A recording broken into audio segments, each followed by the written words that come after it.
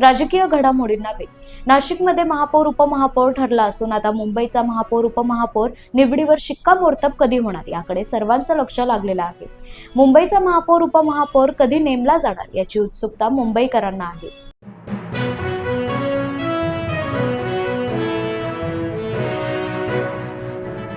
नांदेडच्या कंधारमध्ये बोगस जन्म प्रमाणपत्राचं वाटप. किरीट सोमय्या यांचा गंभीर आरोप. किरीट सोमय्या यांनी माध्यमांशी संवाद साधताना जोरदार टीका केली आहे. महाराष्ट्रात हजारो बोगस एंट्री टाकून प्रमाणपत्र प्राप्त केले असा दावा करत नांदेडच्या कंधारमध्ये बोगस जन्म प्रमाणपत्राचं वाटप. किरीट सोमय्या यांचा गंभीर आरोप.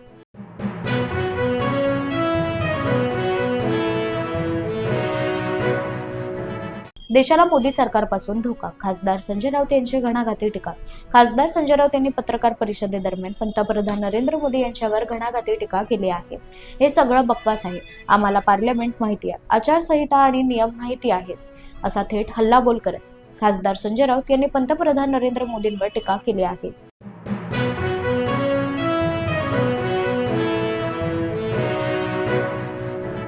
ठाणे जिल्ह्यातील एक जिल्हा परिषदेच्या शाळेला मनसे नेते अविनाश जाधव यांनी भेट दिली.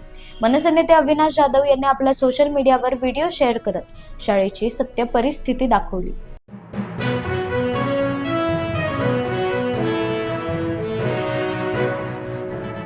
सिंधुदुर्गात लोकशाही टिकविण्यासाठी स्वाभिमानाने लढणाऱ्या आमच्या उमेदवारांच्या पाठीशी राहा. माजी आमदार वैभव नाईक यांनी व्हिडिओ शेअर करत जनतेला आवाहन केले. नेमकं काय म्हणाले माजी आमदार वैभव नाईक पाहूयात. नमस्कार, जय महाराष्ट्र. सिंधुदुर्ग जिल्हा परिषदेची निवडणूक होत आहे. या निवडणुकीमध्ये आपण बघितलं असाल की पैशाचा मोठ्या प्रमाणात बाजार सुरू आहे. ज्याप्रमाणे नगरपालिकेच्या निवडणुकीमध्ये सत्ताधारी एकमेकांच्या विरोधात होते आणि दोघांनी जो पैशाचा वापर केल्यानंतर आज सत्ताधारी आरोप प्रत्यारोपानंतर आज एकत्र निवडणुकीला येत आहे.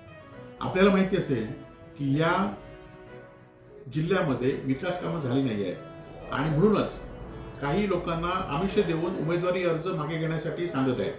असं असताना आपल्याला माहिती आहे की मागे घेताना अर्जदारी आज झालं आहे, परंतु माझ्या लोकांना कळकळीची सिंधुदुर्ग जिल्ह्यातला विनंती आहे की आज आम्ही विरोधी पक्षात आहोत, परंतु आम्ही स्वाभिमानाने लढतोय.